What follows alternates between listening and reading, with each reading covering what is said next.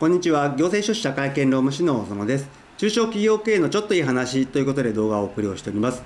今回は外国人の方に関係する制度として脱退一時金制度についてご紹介をしていきたいと思います。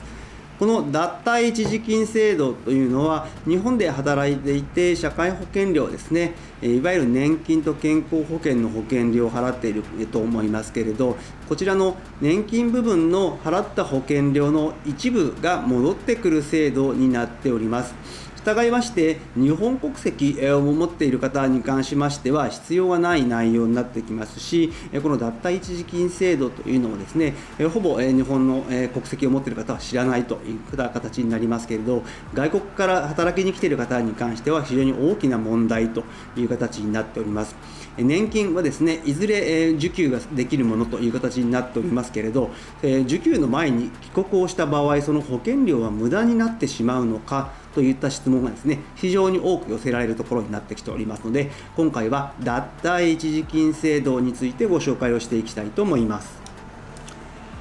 今回の概要ですけれど、まずは日本の年金制度と保険料について見ていきたいと思います。日本の年金制度いくつかある中で、それぞれ保険料というのが決まっているといった形になりますので、どういった制度があって保険料はどのように決まるのかについて、そしてその、年金に関しての保険料ですね、払っていって年金を受給する前に返ってしまうといった場合はですね、脱退一時金という制度がありますので、まずはこの制度があることを知っておいていただきたいと思います。そしてこの脱退一時金の制度の概要と、どれくらいの申請件数があるのかといったところ、そして帰国をするからといって脱退一時金をすぐ申請をするというわけにもいかないケースも出てくる。脱退一時金を申請しないでそのままにしておいた方が良いというケースも場合によってはあります。こちらはですね、社会保障協定といったところと関係をしてきますので、社会保障協定のことも知っておいてほしいと思います。そして最後に注意点とまとめという形です。まずは社会保障と年金制度ということで、日本の社会保障制度ですけれど、広い意味での社会保険といいますと全部で5つ日本には用意されている。年金保険、医療保険、介護保険、雇用保険、労災保険という形ですけれど、上の3つの年金保険、医療保険、介護保険に関しては狭い意味での社会保険、協議の社会保険という言い方をします。そして下の2つの雇用保険、労災保険に関しては2つをまとめて労働保険という言い方をしますが、今回は社会保険の中の年金保険に関する部分の解説になってきます。この年金保険に関してですけれど、年金保険の制度は大きくですね、さらに国民年金と厚生年金の2制度になってきております。そして外国から日本に働きに来る場合はですね、基本的にフリーランスでという方はあまりいないと思いますので、どこかの会社に就職をして働くといった形で、ほぼ多くの方がですね、厚生年金に加入をすることになるかと思います。したがって今回はですね、厚生年金にメインで解説をしていきますけれど、この厚生年金ですけれど、就職をしてから原則70歳まで加入をすることが義務付けられております。そして保険料に関しては、標準報酬月額と言われるものに対して18.3% をかけて出てきた金額を従業員と会社で折半、半分半分で払っていくといった形になっております。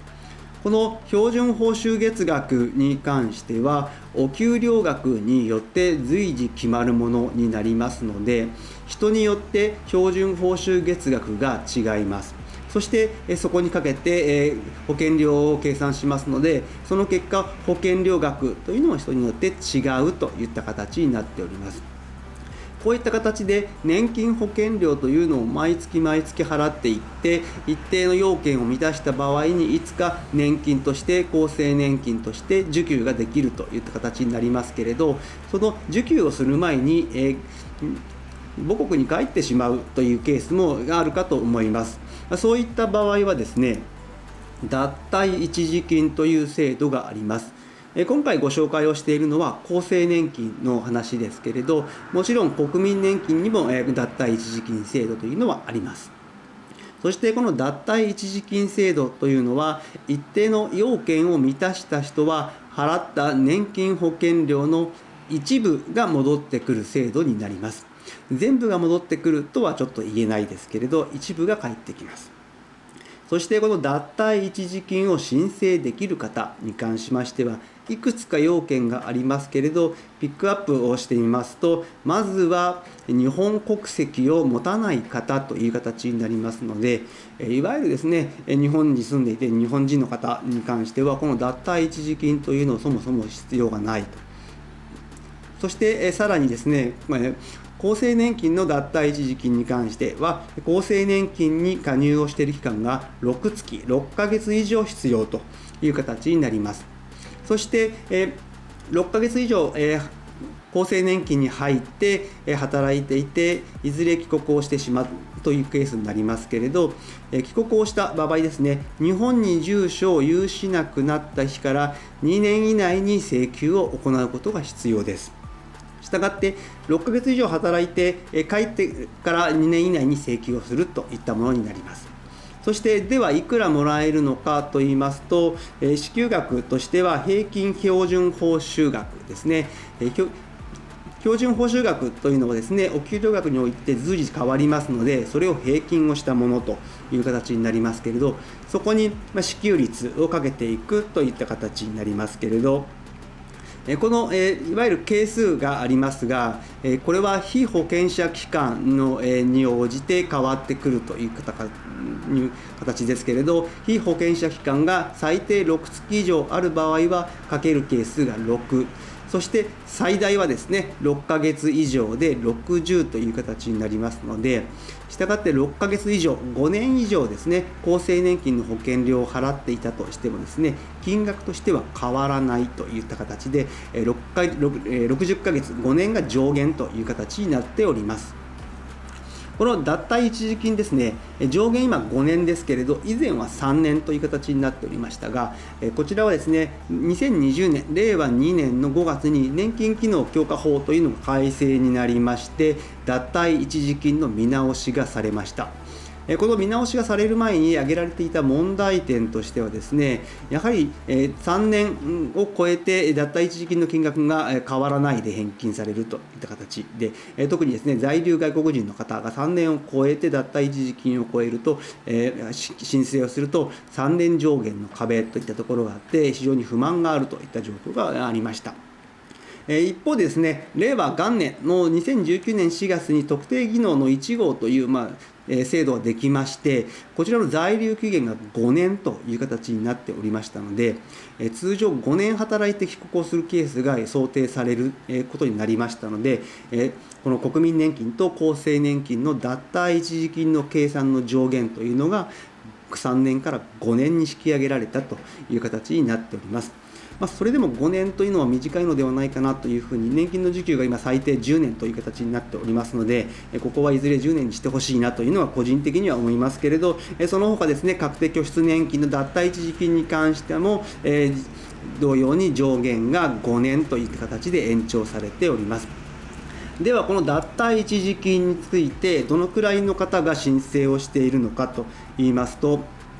厚生年金の脱退一時金の申請をされる方が全体の 99% という形になっております。そして申請件数としては約9万5000件という形で、非常にどんどん毎年増えてきているといった状況。これはですね、日本で働いていた方が増えて帰国をする方というのは増えてきているといった状況を受けてという形になりますけれど、この脱退一時金かなりですね、申請件数も伸びてきているといった形になっております。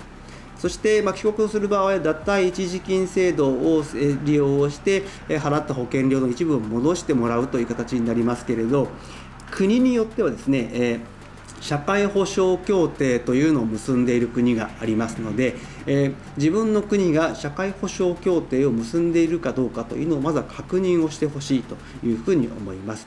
社会保障協定というのはですね、2国間で働く場合ですね、働く国の社会保障制度に加入をする必要がありますけれど、そうすると年金加入期間の重複ですとか、保険料の二重払いといった部分が出てきますので、ここ社会保障協定を締結している場合はそういった問題を回避できるといった形、そして社会保障協定の中にはですね、年金加入期間の通算をするというのがありますので、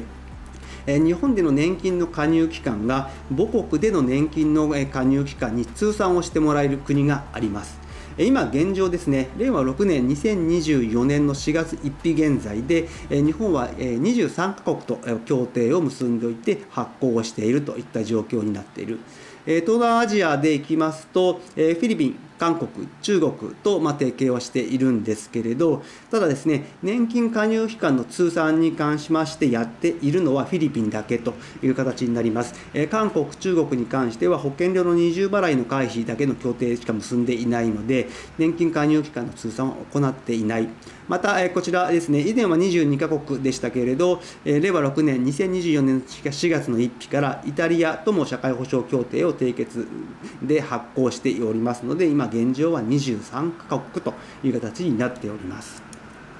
そして最後に注意点とまとめですけれど、脱退一時金を申請する際にはですね、日本と母国が社会保障協定を締結しているのか、特にフィリピンですね、確認をしてほしいと思います。母国での年金加入期間として取り扱ってもらえる必要があります。そしてこの脱退一時金、申請をして請求をすると、それ以前の年金の加入期間がゼロになりますので、新たに日本に来て年金に入った場合は、ゼロからのスタートになりますので、再来日を考えている場合はですね、この脱退一時金、ちょっと考えた方がいいかなというふうに思います。外国人労働者の方がどんどん増えてくる中でですね、こういった年金制度の返金といったところもですね、会社として日本の年金制度の説明の一つとして教えてあげてほしいというふうに思います。今日の内容が明日からの経営にちょっとだけ役に立つことを願っております。ご視聴ありがとうございました。それではまた次回。